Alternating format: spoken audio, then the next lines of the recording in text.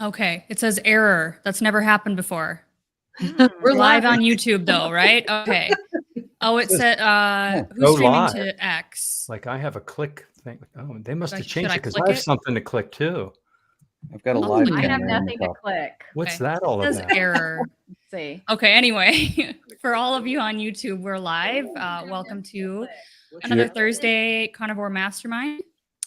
Are you clicking it, John, or should I? I can't see the comments until this. Remove that Maybe I one. can hide it. Okay, there we go. Welcome everybody to another Thursday live stream. We've got, look at all the people we've got tonight. This is pretty cool. And so I'm excited to be sitting down again and talking with you guys. This is always a really fun stream. And we've got a lot of awesome carnivores here to talk about our favorite food tonight. And you might think, hey, that's a boring topic because all we eat is meat, right? But this is just going to go to show that, you know, there's, depending on where you are in your journey, it might be different. Depending on what we're including, what we're excluding, it might be a little bit different. And so we're just here to kind of talk about all the variety that there is on this way of eating and how, you know, we're all at different points in our journey. So no matter how long you do this, there's still things that are our favorites out of everything. So welcome everybody. Thanks for being in the chat. If you have questions or you want to let us know what your favorite meals are, please leave that in the chat. And if you have questions, we'll pull those up after everybody's had a chance to give their thoughts on the panel tonight. So thanks to all my panelists. We'll start kind of as we usually do. We'll make a little clockwise little serpentine shape as we go through. And so introduce yourself and let us know what your thoughts on cooking are right now, your favorite meals, maybe favorite appliances that you're loving right now. So we'll start with Carnivore Brothers, Ashley. Hey everyone, I'm Ashley Rogers. I have the Carnivore Brothers channel on YouTube, and yeah, that's a real difficult answer there, Nia. As far as my number one answer would just be meat, but no, I love to cook. I actually, in my college days, started out at a steakhouse, and so I love cooking meat, cooking steaks. Always have, but so I could probably take up this whole hour on stuff that I love to cook and recipes and equipment and everything. But if I had to go with something that's probably a little bit unique and something that is really hard for carnivores, I think, to find is a good, clean jerky, beef jerky. And I love to smoke a beef jerky with no sugar. It's so hard to find beef jerky in the store-bought without sugar or some kind of sugar substance or soy or something. So I've been working on that for a while on my smoker, and I love to, anytime my parents, who are also carnivore, or somebody else, are going on a trip and, you know, they don't want that temptation of just random snacking, I cook them up some jerky and send them on their way. So it's been a good one for us to have. All right. Thanks, Ashley. Were you the guy that was hanging out with Healing Humanity? Like you worked with him personally, and that's what. Okay, it took me a while to make that connection. Yeah, though in Austin, and I got to actually, that was one of the and Brett from Who's Your Carnivore were actually cooking for the team pretty much the whole time. It was awesome. Okay, all right. I'm John Laspina. I'm the Carnivore Teacher, 1965. I've been carnivore for over a year and a half now. I started out keto for a year. I went ketovore for 3 years. I healed so many parts of my body: lower back pain, OCD, AFib. I lost 35 pounds. Emotional health, depression, I could go on and on for hours about the amazing benefits of eating real cleanly, you know, beef, lamb, pork, poultry, fish, and eggs, cooking only in animal fats.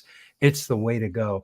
I'm really excited to share a few of my favorite combinations of those tonight with you. I'm on YouTube. I'm on X. I'm on a few other places you can find me. So I do demonstration videos on how to make some of these things, as well as doing some teaching videos. So I'm anxious to share and listen to everybody else too. Awesome. Thanks, John. Yeah, I'm Christy. I am also a carnivore teacher, but that's not my handle. My handle is Meeting Wellness. And I've been carnivore for a little over a year now. And I love this topic because I'm excited to share with you sort of how I was eating carnivore at the beginning versus maybe how that's evolved over time, and how I'm doing it now. And then my son, who went carnivore 6 months ago, it's kind of interesting because I see him kind of following a similar pattern as I did, as he goes into his carnivore journey. So yeah, same as John, I'm excited to hear from everybody, what their favorite recipes are, how they cook them. And yeah, I know Ashley's really good at it. He tried my picanha, you guys. It did not work out. Sorry, Ashley. I recover. I did a different way. I think you're right. Okay. I think the oven was just a different temperature. For some reason, regulated differently, but it's all good. Still tasted great. For sure. Good. We'll for sure be talking picanha because that's my absolute favorite. How about you? Are we going to DC next? DC?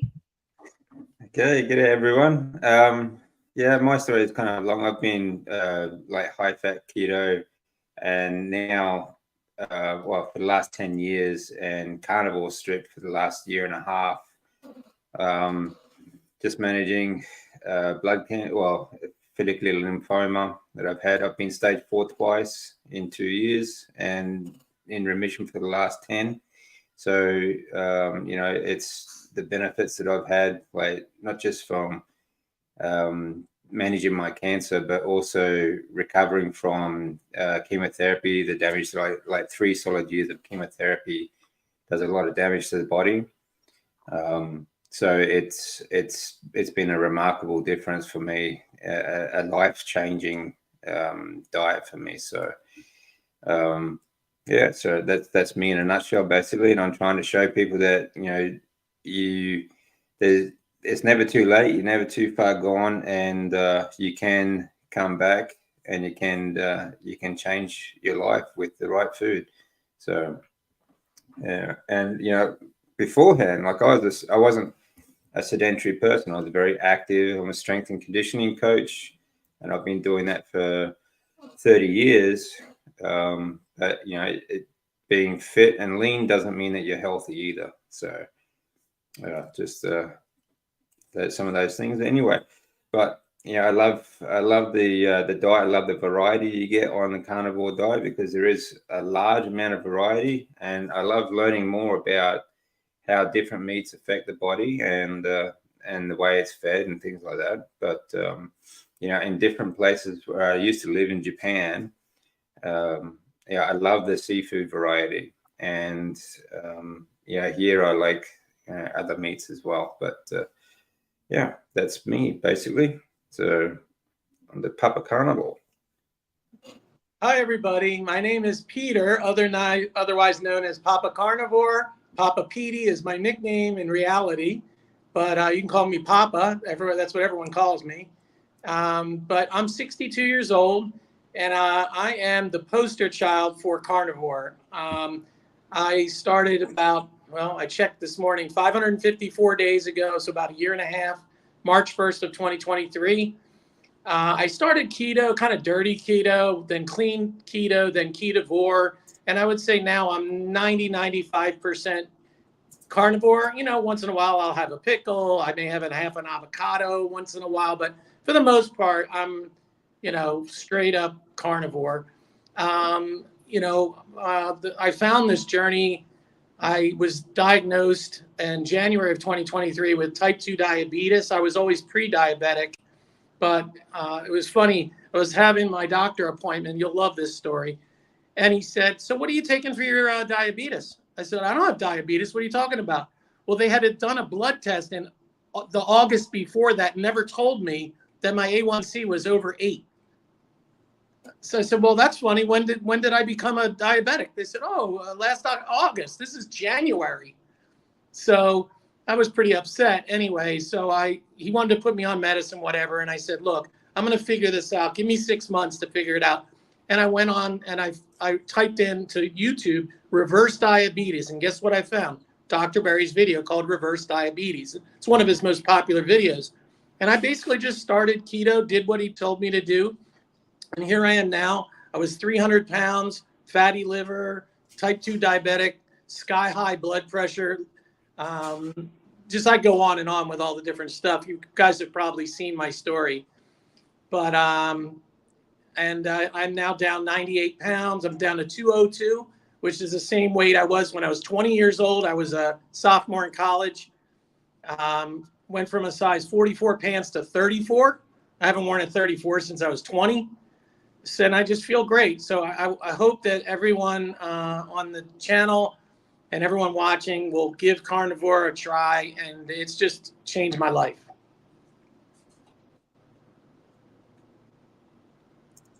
Hey, everybody. My name is Robin Heron, and I am your carnivorous grandma. My channel is at Carnivorous Grandma, Grama. And basically, I have been 18 months carnivore. So me and Papa Carnivore are right in the same race here. I'm at 533 days. I had to go ahead and calculate it since you did the day count. 533 days carnivore. And basically, it has done wonders for me with IBS and eczema and all kinds of other issues, inflammation, basically overall.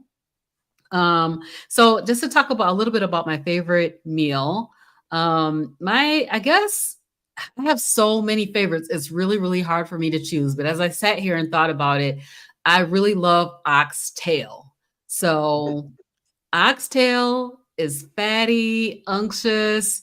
No matter how you cook it, it's delicious. Recently, I had it smoked. My stepdad is like, I call him the smoking king. He's like really big into smoking, and he smoked some, and it was absolutely delicious. It's just so, so good. But I have to give a shout out or an honorable mention to chuck roast, because literally the best food that I ever tasted that made me cry a little tear was some chuck roast cooked in the pressure cooker. And it was so good. I literally cried a tear. It was so good. Of course, I love ribeye. I mean, and picanha, you know, it's right up there. It's right up there. The best way I've cooked that, I put it on the grill and grilled that fat cap and made it a little bit brown and crispy, and then like turn the grill down and let it cook up to temp. Super, super good. But the two things, I mean, the chuck roast made me cry. So that's got to be at the top of the list. Yeah. All right. I love it. Awesome. Yeah, there's so many great things to eat. And I think I don't ever seem to get bored. And I think that's something that people wonder about, you know, and they think, oh, you're only eating meat. Aren't you getting bored? But I find my taste for different meats has developed over time even. Like I just passed my 1 year in July, and I had done 11 months in the past several years ago. And I always found that like there were some staples that I kind of always go back to. It's like, this is my favorite sort of day-to-day meal. But then over time, it's like, I would just get kind of a craving for something and like, this will be my favorite for a few weeks, you know, or so it's kind of hard to pick one thing. But if I had to say like, what do I probably eat the most? That's my favorite. That's like a day-to-day meal. Honestly, it's ground beef. And I know that sounds super boring, but I love like if it's cooked in the air fryer, you know, just a plain patty with salt, a little bit of salt, and it's like nice and crispy on the outside, like grilled.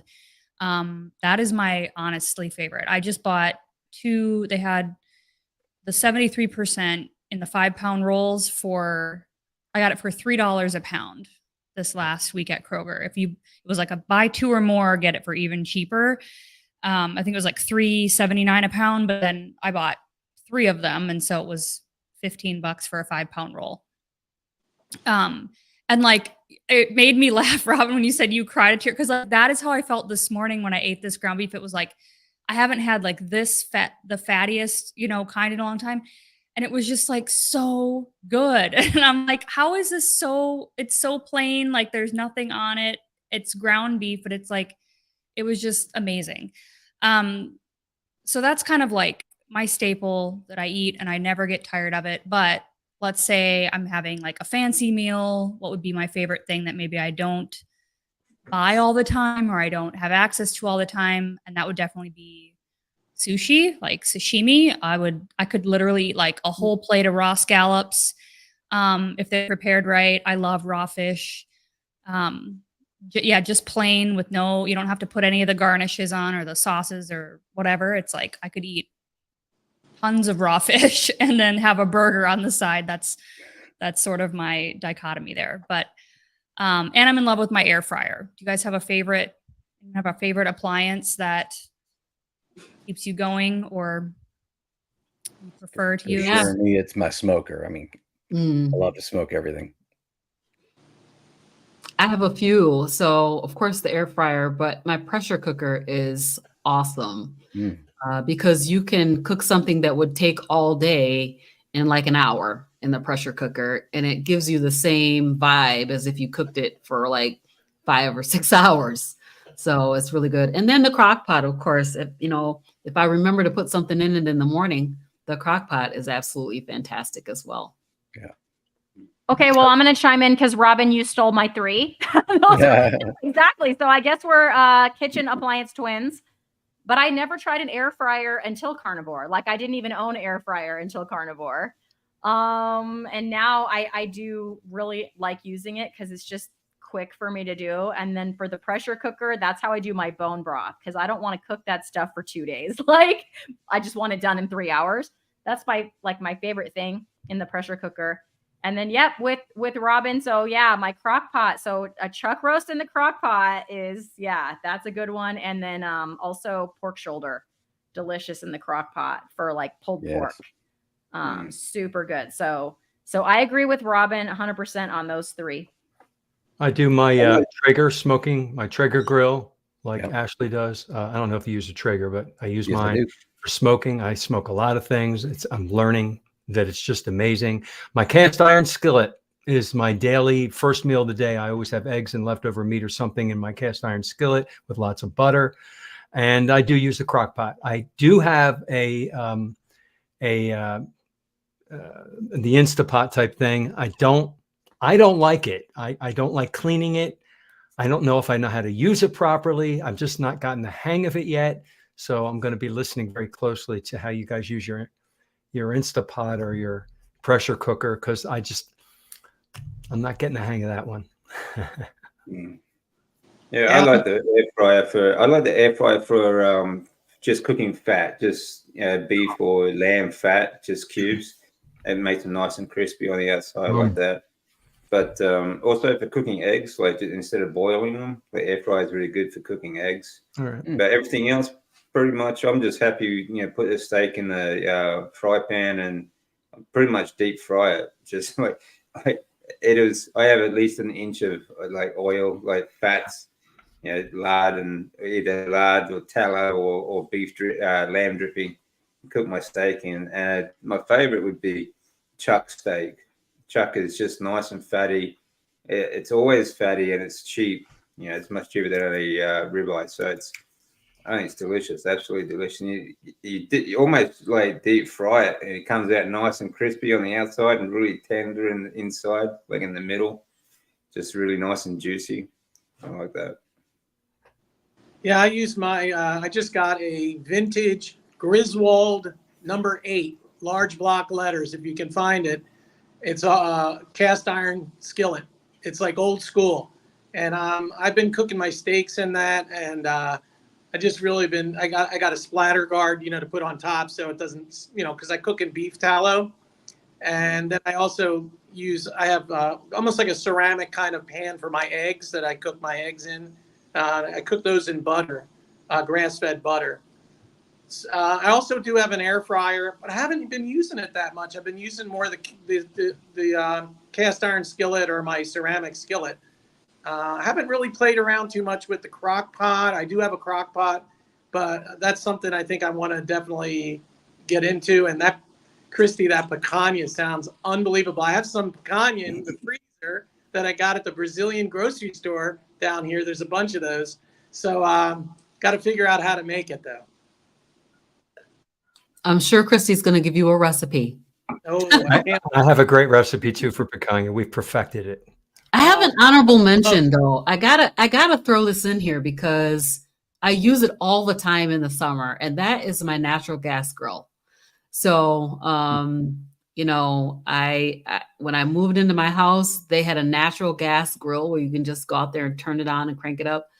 And you can, be grilling in moments, which is really nice. So that's an honorable mention for me, because during the summertime, I like to put food on the grill almost every single day.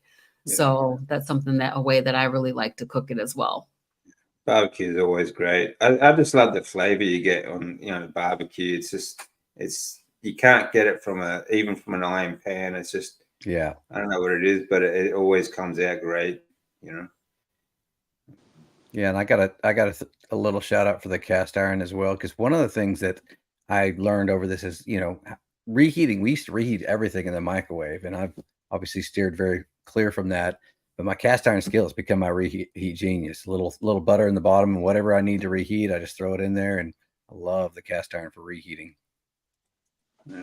I mean, my absolute favorite way to cook is like in Japan. You go to a yakiniku restaurant. They have the grill in the center of the table, and the meat comes out in fairly thin slices, so it cooks really quickly.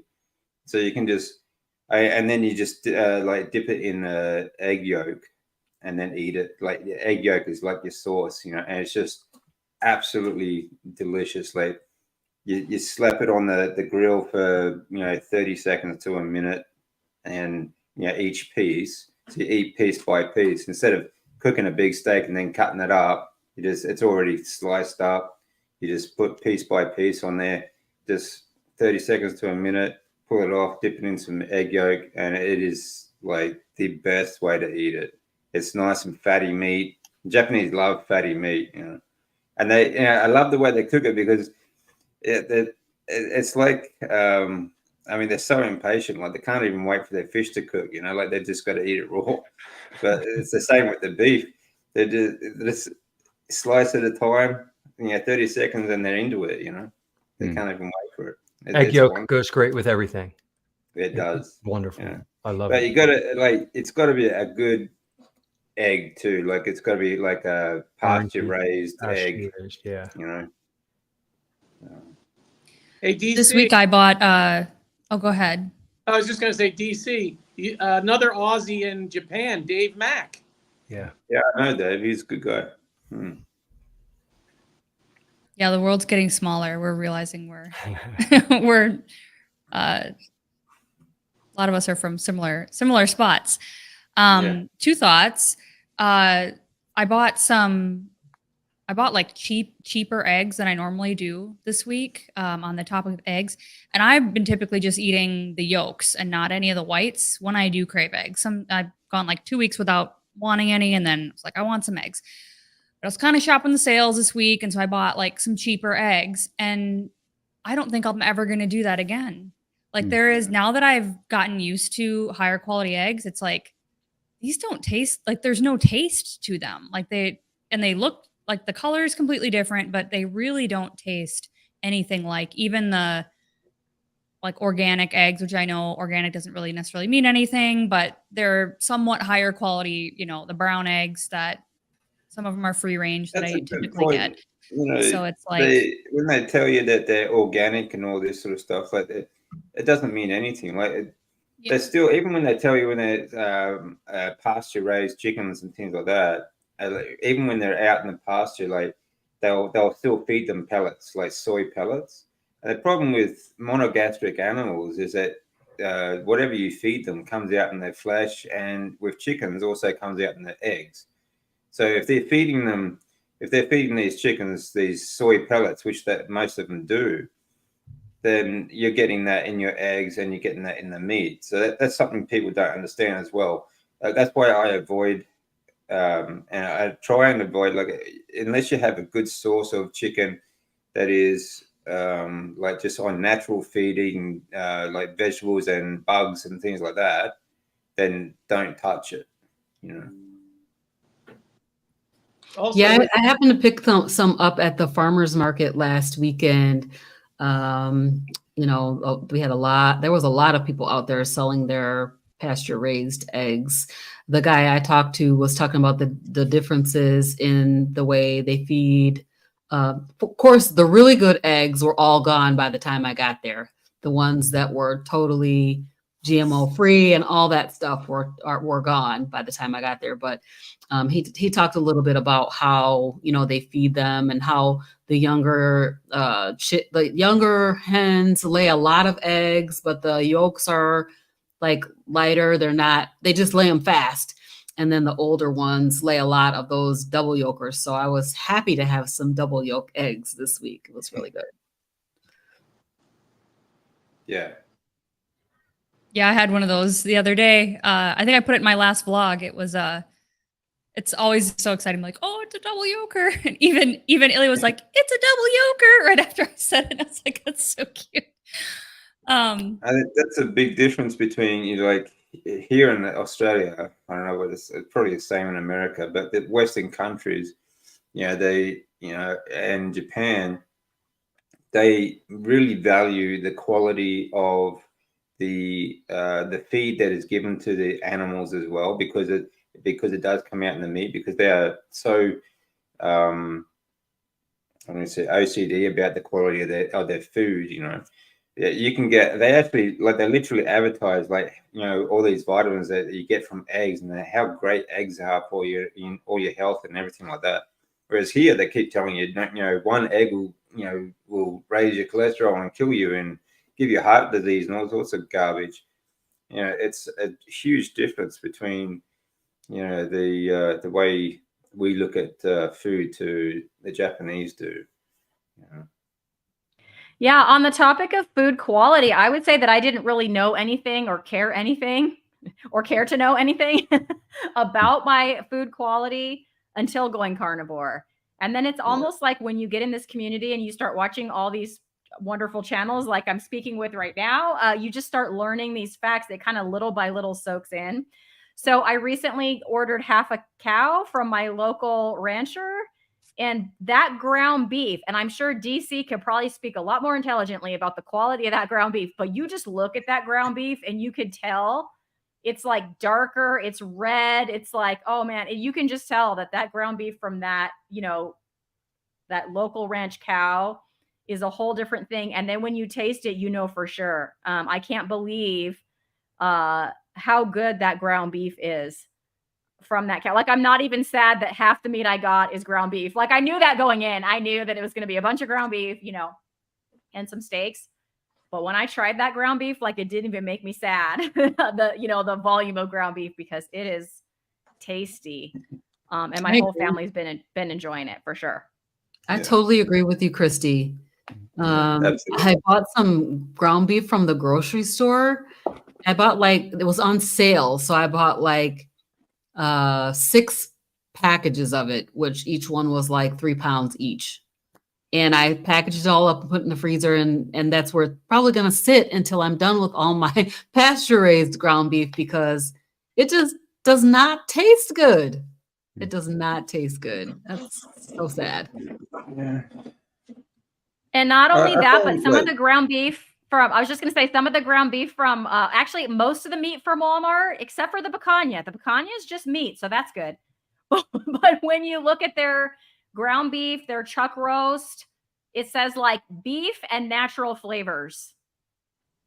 What? Go look, John. I'd be curious to see. Did you all see John's face? Let me know if it does that in Florida. Start looking a little closer. I do look at the here. ingredients, but that's gonna freak me out if I see that. Go. And I was like, really, a chuck roast? That's not even supposed to be really processed. Like, it's just chopped up. Like, you know what I'm saying? But yeah, beef and natural flavors. That tells you you can't trust No. even the single ingredient foods. You have to look at the No. ingredients. You have to read the label. So I stopped buying my chuck roast from there and went to because my grocery store has like a butcher counter where they actually do the butchering right there. And I get it there now.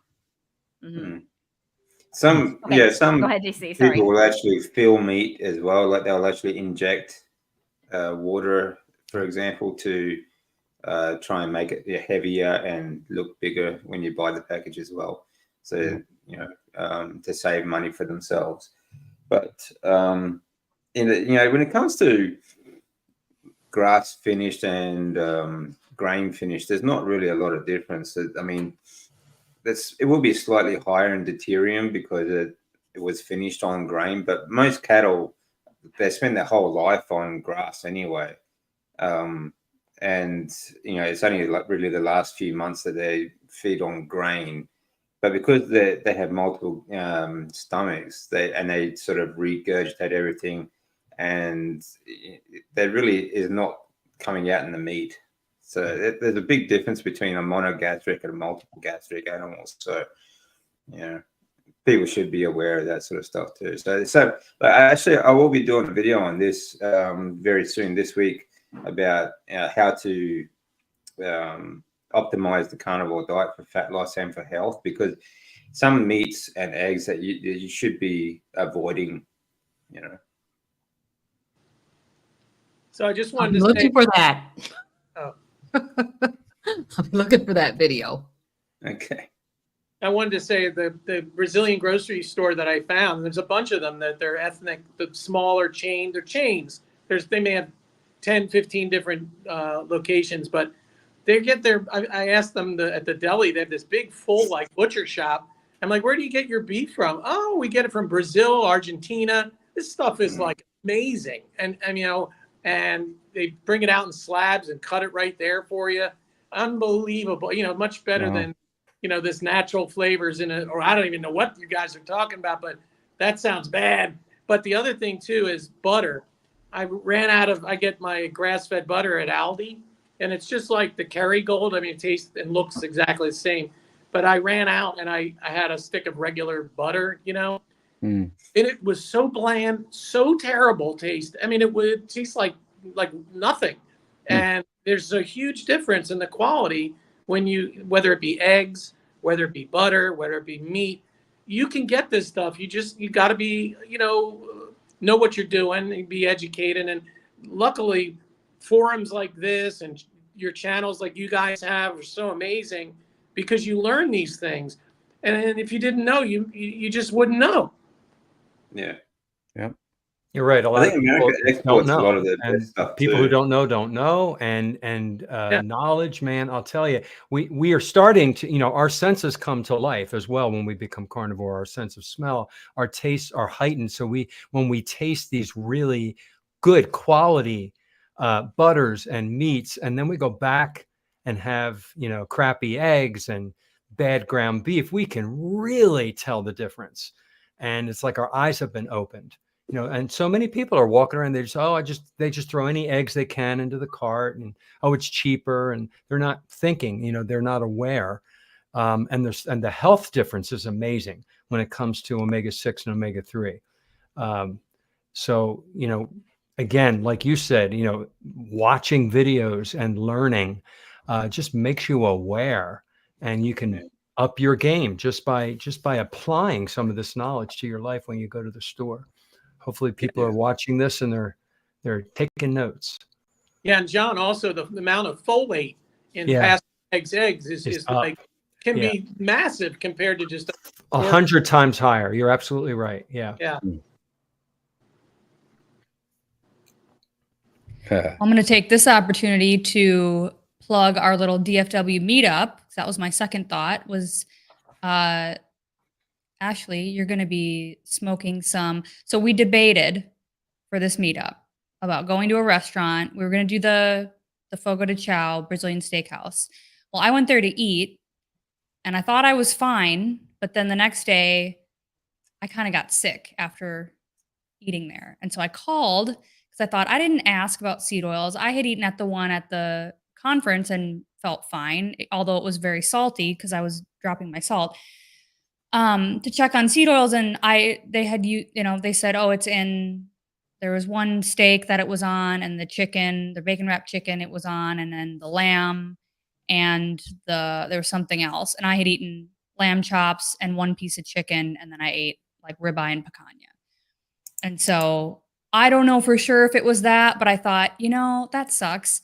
And so we're doing it outside at a park in August, even though it's 100 degrees. But, okay.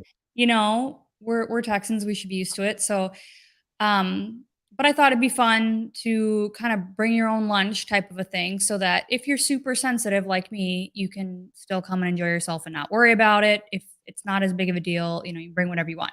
But Ashley offered to smoke some clean brisket and bring it in. So that's pretty exciting too, because I love brisket, but I don't have a smoker. So mine is just kind of like boring crock pot, and then I throw it in the air fryer and crisp it up nice brisket. But I'm super excited to eat. Just come for the brisket. So if anybody's in Texas area or anywhere and you want to meet up with us on the 17th, so a week from Saturday, Yep. it's going to be 4 to 7. You want to tell us about the brisket? Yeah, and I'll let you decide. You can make the call right now. I was going to bring 2 briskets. I mean, I don't know exactly how many. I guess we could do 3, but 2 for sure. And one, when I cooked in Austin, that was the first time I kind of thought it was a kind of a Texas sin to not have any seasonings on it whatsoever. But it turned out fantastic. And so at the last 2 briskets I've cooked them with 0 seasonings on it. So I'm gonna bring one totally clean, nothing on it, just the brisket. And then if we want, I'll do a second one that actually has. I buy this brisket rub, but it's the only one that I've been able to find that has 0 sugars or anything in it. It's just really just pepper, salt, garlic, and it's not too bad. Or I can do both of them completely clean. So I'll let you make the call what you think most people will want, but I could do it either way. That's tough. I don't know how long it'll last. If you have a sample of both, it may go quicker. I don't know. So yeah, I mean, I would definitely have to have the one with no seasoning. What kind of wood do you like? How does your smoker thing work? What kind of wood do you use? I cook on a Traeger. I've got a smoker. Some of the traditional smokers may get mad because you don't, but I don't have to babysit it. I can set it and forget about it all night and get a good night's sleep, and makes a great product. But the wood I use is called a gourmet blend. It's a hickory, cherry, and I get it from Costco. I showed it in my last video that I did on how I do the briskets. But yeah, it's turns out great. It has a great bark on it and incredible smoke ring. I always think it turns out well. It's really about cooking it to temperature, and I think I've got a pretty good system down. Sorry, not to temperature, to the feel. And once you get a feel of what the actual feel is like, I think that's more important than even just the temperature. So, but yeah, I gotta ask, what is a smash burger, Robin? Smash burger. That's been since we just got a griddle and also a Traeger, but it's my daughter and my wife's favorite right now, and probably mine too. But all it is your ground beef, and instead of making it into a patty and cook it on the grill like that, you take the ground beef, I roll it into a ball, and I've got something heavy that you smash it down on the grill so it gets a really good crust all the way around it. You just leave it there, let it get a really good crust on it, flip it, do it the other side. So you got a nice crust on either side, and it's a thin patty. But I just call that for whatever reason, the taste is just amazing.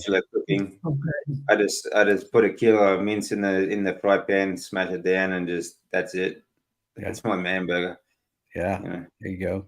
I smashed it with a couple of spatulas in my cast iron. Get it as thin as possible and let it just caramelizes on the on the edges. It's great. Yeah, it does. It gets nice crispy on the outside edges. I love if you cook it right through, it gets nice and dry. And you take all the oil or the fat from the pan, then pour it over the top. And it just soaks back in like a sponge. Guys, you guys. I even add some butter to it too. I just ate and I'm like hungry again. Yeah, that's a good. I'm so hungry, and I just had 2 giant burgers with 4 fried eggs on top. 7 carnivores talking about their food online. You should try that. Cook it, and I like to cook it till all the fat comes out of the ground beef. But I also cook it in at least like a centimeter of like beef fat or lamb dripping. Lamb is really good because it's omega-3s. But when you finish cooking it and it's dry, like really dry on the inside, pour all that fat back onto the burger, and it just soaks it up like a sponge. And then you just cut into it. It's really juicy. Yeah. I just ate 2, but this is definitely making me want to eat again. Yeah. I wrote down 4 recipe things. I didn't know how we were going to do this tonight, to go around in a circle. We were going to talk about our favorite carnivore meals. Can I share one of mine? Do it. Okay. Go for it. All right. So I'm going to talk about the picanha because Christy and I and everybody loves picanha. And when I first started making picanha, I wasn't really good at it. I didn't know what the heck I was doing. And I kind of cooked it like a steak on a grill. And I'm like, why is everybody raving about this? This is not the greatest thing in the world. It wasn't that tender. And there's all this fat that wasn't in the meat. It was on top of the meat. Then I learned how to make it. So on my Traeger, this is one way of doing it. And I made a video about this. And I can't rave enough about this. It is the most amazing picanha I've ever had. On our Traeger grill, we use the Traeger wood pellets. We heat the grill up to 220 degrees and it stays there at 220. Okay, and then we insert a thermometer into the middle of the picanha, the permanent thermometer. So it's coming out and you can keep an eye on that temperature. You know, on the inside of it's maybe 48, 50 degrees because it's cold inside. You slow smoke that until the internal temperature is at about 118 degrees, which is like a rare. And it depends how big the picanha is. So you just look at the number and then you let it rest off of the grill until it reaches 123 degrees approximately. And then that fat has now become like translucent and crispy. And you slice into that on a cutting board after it's rested and reached the temperature. And it's gorgeous. It's freaking beautiful looking and delicious. It's perfectly cooked. And that fat just got into the meat and it's still on the edge. And you cut a piece of it and you put it in your mouth with the picanha, with the fat. And it's just phenomenal. It's phenomenal. So that's one thing. We do that about once a week with picanha because we get it's absolutely delicious. So thank you, John. for They've recently started selling the picanha at Costco, where we're at, where you get a 2-pack, and so I've got 2 in my refrigerator right now. I'm going to do exactly that probably tomorrow night. Oh my God! You cannot get picanha over here, Robin. But you can get it from Wild Fork. You got some from Wild Fork, didn't you? I did. So you go to our Walmart and there's like bins of them, tons of them. They have it. When I was in Florida, I saw it and I really wished I could bring some home with me, but it just was not going to work. But yeah, I mean, they do have it at one place here, but it's so ungodly expensive. Like it's a very special treat to have it because it's less expensive to just order it from Wild Fork. See, the oxtail for us here is ridiculously expensive lately. I like oxtail as well, like you do. I love the fat that it makes as well. And I almost never buy it because it's ridiculously priced where I live. I don't know if it is where you are. So I see Sharon asking, is that beef? And I'm assuming she's referring to picanha. Yes, it is beef. It is like the end of the sirloin. So it's like the end of where the sirloin is. It kind of almost looks like a tri-tip because it looks like a little bit of a triangle, but it has this fat cap. Very thick. Right on top. Make sure it's got the fat cap. Yeah. You can buy sirloin and you don't get confused. It's not sirloin. It's top sirloin with the fat cap. Then another thing I do now with the leftovers, okay, I've got leftover picanha. I make a bone broth soup where I've made bone broth where I took all my bones that I've collected in a bag in the freezer and I cook it in the crock pot for 12 hours on high. I do it that way. And then I make a soup sometimes the next day with that bone broth and I'll cut pieces of the picanha and pieces of the fat. It's like marshmallows. That's what the texture of marshmallows on your tongue when you're eating the soup. The picanha. Oh, that's so good. Amazing. It's amazing. John's salivating over there. It looks like it's worship. I've got 3 others, but I don't want to hog the time here. I'll interject just because not everyone has a smoker. Okay. Like I don't, and I don't know if I'm going to get one. And this is how I cook my picanha. So actually, I'm very glad to hear that you calibrated your oven a little bit. So be forewarned, not every oven is the same.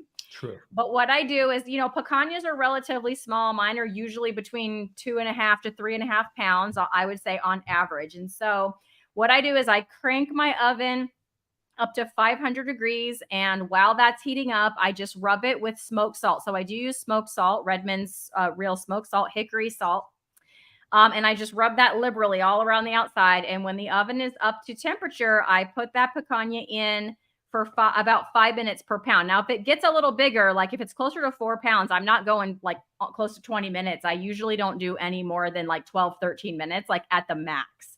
And then you just, after that time is up, you just turn off the oven. And this is the part that I think is variable depending on how quickly or slow, like how much your oven holds heat, how well insulated it is. In my oven, it depends. Like if I know my husband's going to eat it, he doesn't like it quite as rare as I do. I'll leave it in for a couple hours. If I know that I'm mostly going to be eating it, it'll be closer to like between an hour and a half, an hour and 45 minutes. You just have to play around with your oven. And if you had a meat thermometer, that might help you. But you guys, I don't have one of those either. So I just played around with the times until now I know exactly. So I put it in. Do it. And then, yes, like John said, you slice it on that cutting board. Oh my gosh. And then in every single bite, you have a little bit of that fat cap and the meat, and it's tender. And like all this really good juice comes off. And I just pour that right back over the meat and dip it in that. And then for my leftovers, I absolutely do not make soup. If you saw my short that I put this morning, I cut them into picanha bites. And a lot of times that's what I take to work with me, because I like those cold. I think they're used delicious. to do that. Cold. Yes. So I just cut it to picanha bites, take it to work. Like I said, I'm a teacher. Super easy to just num num num. I just eat them up. They're so good. Yeah, and I buy at least a picanha a week, sometimes two. I have to. I'm just going to chime in because I have a picanha recipe also. So on the grill. So as I mentioned, I have this natural gas grill. So I just crank up my natural gas grill to about 400, 450, put the fat cap on the grill, and then like let it sit on there for a couple of minutes and then turn it so it gets those hash marks on it. Then turn the grill down, all the way down. And I do have a probe. So I put my probe in and then I let it just cook until it gets up to the temperature that I like, which is medium rare. So around 130-ish.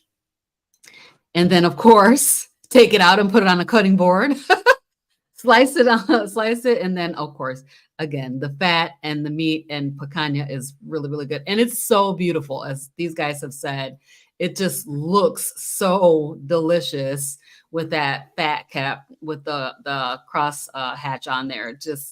It's really, really good. Part of the pleasure is looking at it, right? It's a beautiful cut of meat with the fat, and you slice into it, and it's glistening, and the fat is translucent. John's all When fired you up. go into John's place, he's going to have pictures of picanha all on the walls. It's It'll be framed up on his wall. I get excited about food that's healthy and delicious, and there's no, it's good for you. No kidding.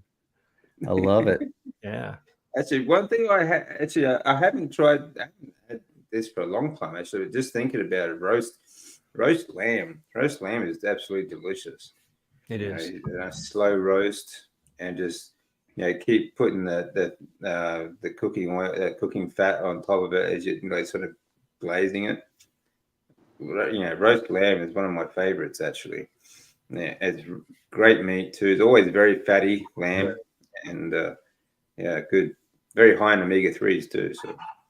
Lamb is not talked about enough in the carnivore community. It is so healthy. Lamb, by definition, now tell me if I'm wrong, DC, lamb is always grass finished. They don't get grain.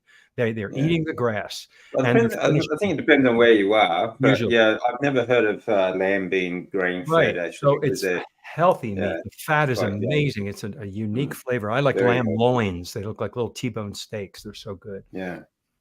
I think that's one of the reasons why they're high in omega-3s too, because they're always grass fed. Yeah. And so they always spend a lot of time out in the sun and eating grass as well. So, and they're also it's much lower in deuterium than other meats as well. So good to hear that. Can I throw one more out there? Yeah. Not very satiating. And I did a big video on my channel here recently that I put out there. So if anybody wants that, they can watch that one. It's about 25 minutes. But prime rib is like one of those that is intimidating to a lot of people. And I think because you're buying a big cut of meat and you don't want to ruin it. And generally it's expensive. It's ribeye, but prime rib is one of the most fun and rewarding things to cook. And it's really not that difficult. Especially, Christy, you got to get yourself a meat probe. You got to have a thermometer because you cook to temperature. But it's just kind of magical when you do it right. And you get it to that perfect medium rare and slice into that prime rib. I don't think there's anything that beats a good prime rib. So when that goes on sale, we buy prime rib, and I smoke the prime rib, but I've showed my mom how to cook it in the oven. It's all about the temperature. Medium rare, you cook it to 123, lice and slow, about 220, 240 degrees on the smoker or in the oven, 123 degrees. You pull it out, you let it sit for cover it with foil, like loosely, cover it 20, 30 minutes, and it is a perfect medium rare every time. So. I usually do those at the holidays. So it became kind of a tradition in our family to do prime rib. And because I just started one year, I was like, I want beef. And so I do prime rib at the holidays every year. Nice. We do the same. We have prime rib. It turned out, I'd rather have that than turkey. I mean, yeah, prime rib all the way. And they are, when they're on sale, they come down. They're really affordable when they're on sale. Yeah. And just like Ashley said, that's how we make them. Yeah, that's why I got a don't couple really last get year. like why people think that it's restrictive to go carnivore, because there really is. I mean, there's so much variety of animals that we eat, and like it doesn't have to be just. Everyone thinks that it's just just eat steak all day or every day sort of thing, but there's so much out there, so much more variety, and honestly, like, don't you get sick of eating sugar all day? Like, well, they don't, DC, because Western they're diet. addicted to it. Yeah, exactly. And we're the same though. Like, how do you get sick of eating healthy? Right. So let me get especially when you feel amazing. I think as we could probably all attest, like when you're eating the junk, it tastes good and you don't get sick of like binging on Oreos or potato chips in my case, but it's like the aftermath of that is what's repulsive, is what you want to get away from. And so, I've noticed the longer I do this, and the more I can walk through that grocery store, even if I walk through the crap aisles and like, it doesn't even faze me. I walk through the alcohol section to get my club soda, and I would have normally been like, let me get extra wine so I don't run out. It's like, it doesn't even faze me now. Like, that is that feeling of being in control over myself and what I choose to put in my body, even though I'm not doing like grass finished everything every day. Just having that feeling and feeling like those things don't control me anymore is worth all of it to me. You remember how you felt before, yes, and how you feel now, and it's not worth going back. Yeah. Nothing tastes as good as you feel right now. Absolutely. So. And you also, as a carnivore, you really feel it. Like, Nia, when you said you got some seed oil in that steakhouse, I mean, the littlest thing, you know when you've been poisoned, whatever you want to call it, by something, or you eat a little off plan, you pay for it because your body is just so in tune, and you get to learn to know exactly what your body needs, that it's just incredible. I mean, it's good and bad, because if you do go off a little bit, you're going to pay. Yeah, that's right. Absolutely. Maybe to kind of start to wrap up, maybe we could go around the circle again and just kind of, give us, so we talked about food and like our favorite meals and things, but maybe we could just summarize like some of the best benefits we've had eating this way, just kind of wrap up. Sure. You want me to start? I'll start again, and we'll just go in the same order. But thanks for having me on, Nia, again. And that this is great. I mean, I love talking the food, and I haven't had dinner yet, so I'm ready to go cook some smash burgers. But yeah, no, I think the biggest benefit that so many people don't realize until you have felt it is just the energy. It's the energy from feeling good and feeling the way you're supposed to feel. And when you eat the right things, and just like you just said, when you don't eat all the crap, you feel miserable. If you're used to that, if that's your standard American diet, that's the way you're used to, you don't know how good it feels to be healthy. And that's the biggest thing that shocked me. And I absolutely love it. I'm going to plug before my turn's over. I'm going to plug our DFW meetup again. next Saturday, August 17th. We hope to see a lot of people out there. That'll be fun. And we do have some giveaways and some other stuff from Carrie Man and the Healing Manny team. They've donated some stuff to give away. So we hope to meet you in person and have you out there and have some brisket and whatever else you bring together. Be fun. All right, I'm going to buy a plane ticket. Come on, John. I would love Yeah, to. I mean, keep I would, tickets if to I were Dallas. close by, I'd be driving there for sure. I'll pick you up from the airport. Love Don't even worry about an Uber. That would be great. What was the question again, Nia? How we feel? Yeah, just any like summarize your benefits or like the top benefits that you feel like. I have a poster up in my room. It says, "Nothing tastes as good as being healthy feels," kind of like what a lot of us said earlier. And that's kind of my mantra, that and a few other little statements that I say to myself. And I repeat over and over in my videos, eat well so that you can look and feel well and become the optimized version of yourself. I am nothing like I was before. I'm the best version of me that I possibly could be right now. And it's consistent for years now. There's no way in hell I'm ever going to go back and eat that other food. I'm very particular in restaurants. If I have to eat out or wherever I go, I communicate with people and tell them, I need the food to be this way. I need you to tell me what you're putting on the steak and everything, because it's so important. I'm the customer. It's about my body. And I know what it feels like when I have gone back a little bit and accidentally had something. And I feel it, just like you said, your body is so heightened and you're like Superman. You're super sensitive to things because your body's in such great shape now. You can sense the impurities and you don't want to have them. So this is so worth it. It's easy. It's absolutely delicious. It's money saving. You save money when you eat this way. We're not buying all the other crap foods. And I just wish more people could catch on to this. So a lot of people start with keto, and then there's a little like a learning curve. A lot of people started that way and they don't tend to want to go right into carnivore. So I try to talk to people. I find where they are. And if they ask questions, I take it from where they are. They just want to know what I eat, and I tell them and how great I feel. So thanks for having me on also, Nia. I appreciate it. Yeah, same, Nia. Thanks for inviting me on. I always enjoy these. I have a couple benefits. I mean, I have more than a couple. I have so many benefits, but I have a couple that I would like to highlight, and I'll just do it quickly. So the first is my anxiety that I never knew I had is gone. I didn't know I had it till it went away. And then I was like, oh, wait, what? Like, I'm okay to go outside and like people could see me and I'm not afraid of that. And I don't care if I have a pimple on my face. Like, they probably don't care either. I was so worried about what everyone was thinking about me all the time. But I just kind of thought that was normal. I think it sort of amped up as I just got older until it was actually pretty bad.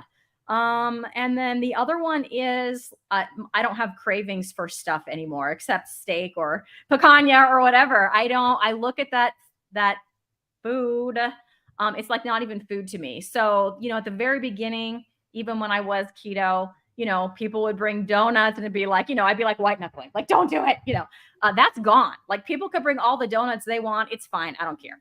I don't even want it. And even, like my principal, the first day back on our school campus, she brought breakfast burritos. Very nice of her. But, there's a tortilla. It's all full of potatoes.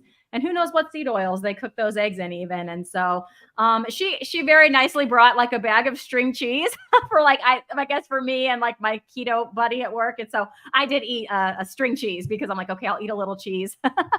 But the cool thing is I don't even, like, I used to on keto, I could overeat cheese, and probably if I let myself, I could, but occasionally if I want to have a little cheese, I do. And then how many days ago was that? 3 days ago? I haven't had cheese since then. So I don't get that thing where I have to keep going back for stuff.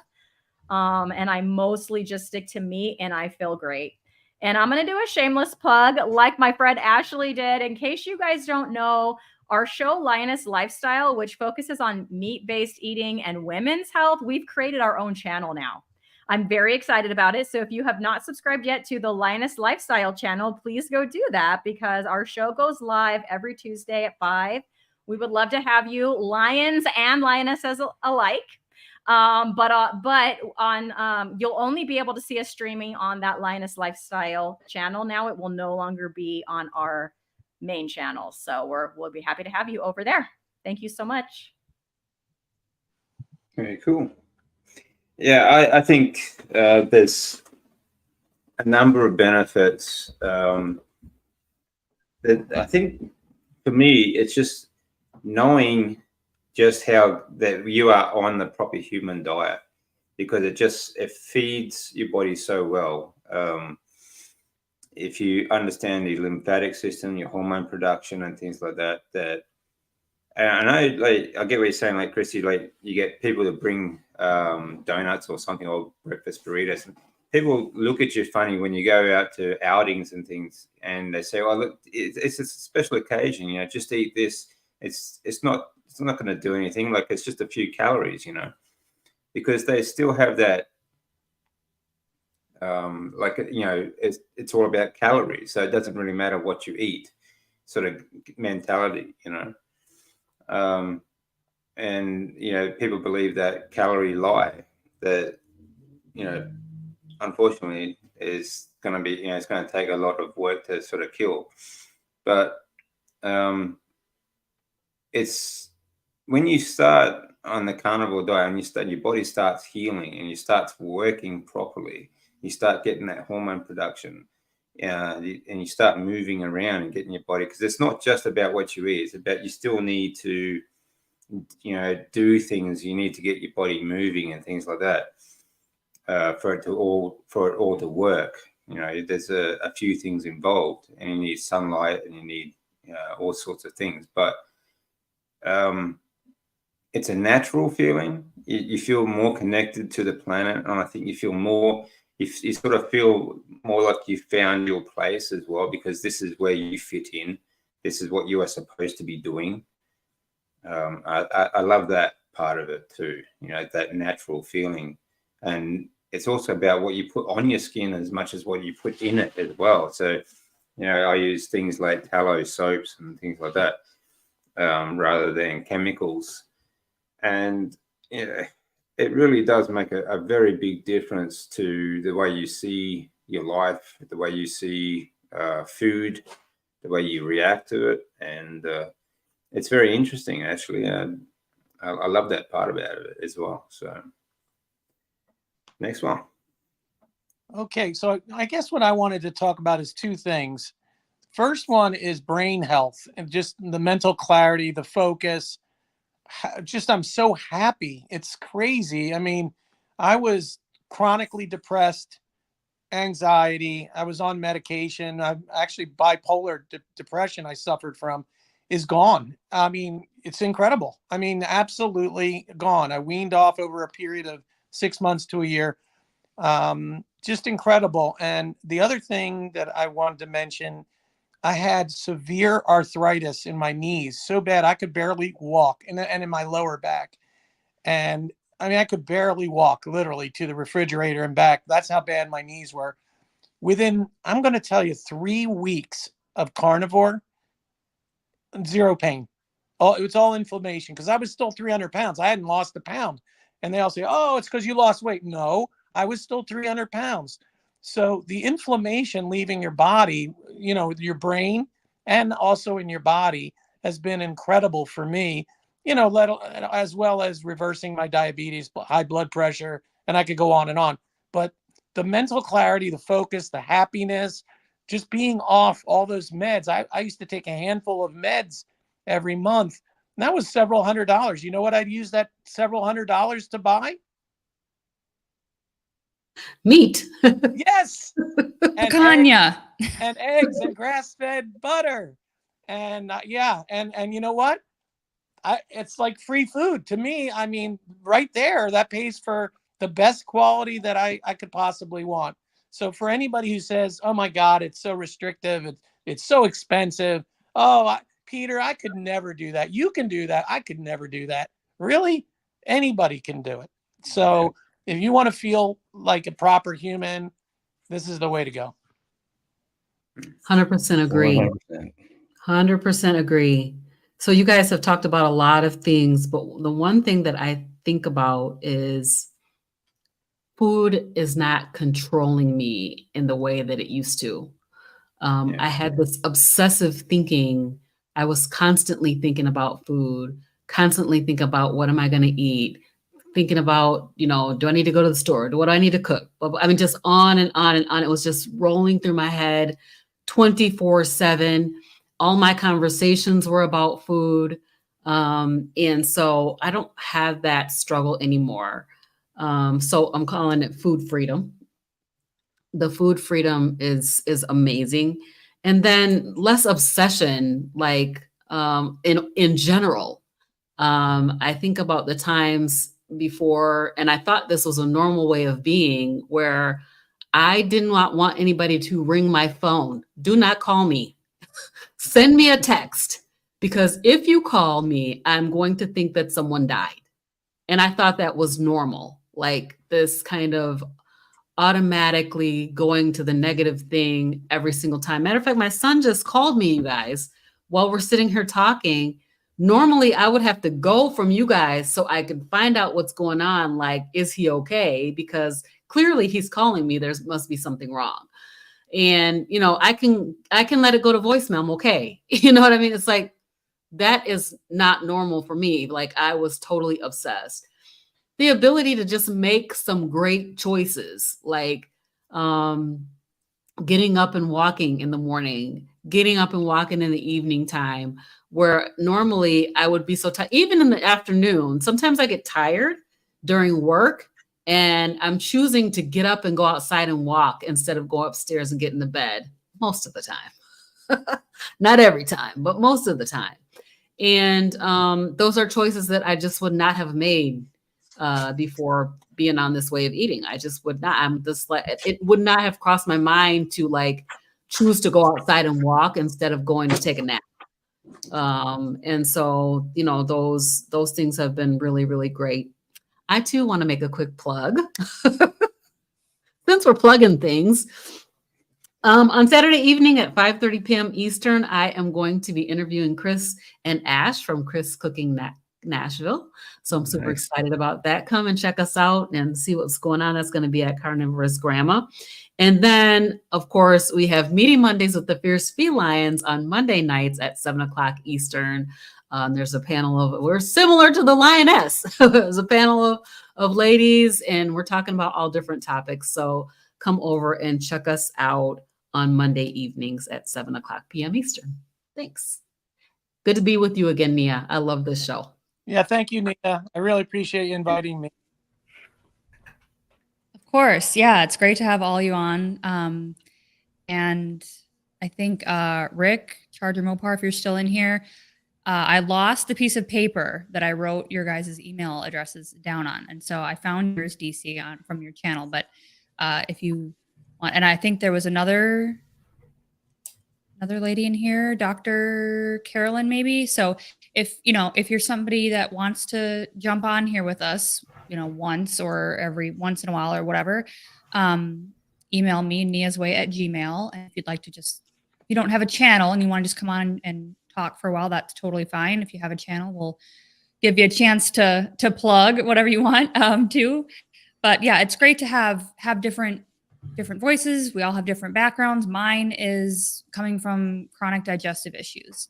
And the longer I do this, the more I realize how much, undiagnosed, perhaps, mental health I was dealing with as well. A lot of it. I mean, I knew I had anxiety and social anxiety. But a lot of negativity in my mindset, a lot of just unhealthy thought patterns. And so the longer I do this, the better it gets. And I would say, if I had to sum up really like everything I've learned over the last year, it's that the last 5% makes all the difference.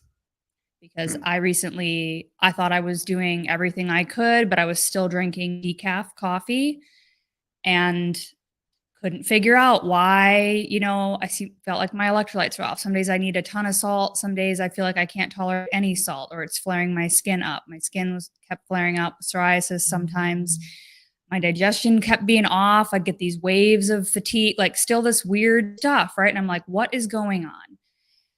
And, you know, you always know in the back of your mind, it's like, well, it's because, you know, you haven't totally let go of everything yet. And so in my case, it's been probably 2.5 weeks now, and it's really honestly making all the difference. Now I'm feeling like I have more energy. My digestion is fixing up, you know, I'm not having random bouts of things. And so I think really the power of this way of eating is an elimination diet, so to speak. I think there's variances between, you know, some people can tolerate some dairy, some people can eat a very wide variety of animal foods, some people are best on lion. And so even within, you know, the realm of carnivore, you still kind of have to figure out where your place on that spectrum is, and it's okay to experiment. Because really just cutting out like that last plant out of my life has made all the difference. And so that's kind of the short version of probably what I could go on and talk about, but we are over time and I got to go get my littles. So thanks everybody for being on. This was a great conversation, and thanks everybody for being in the chat. If you're watching the replay, thank you to you as well. We'll see you in 2 weeks for another Thursday live. And yeah, thanks everybody, and keep eating that meat and stay strong. We'll see you soon. Bye. Take care. Thank you, everyone. Bye-bye.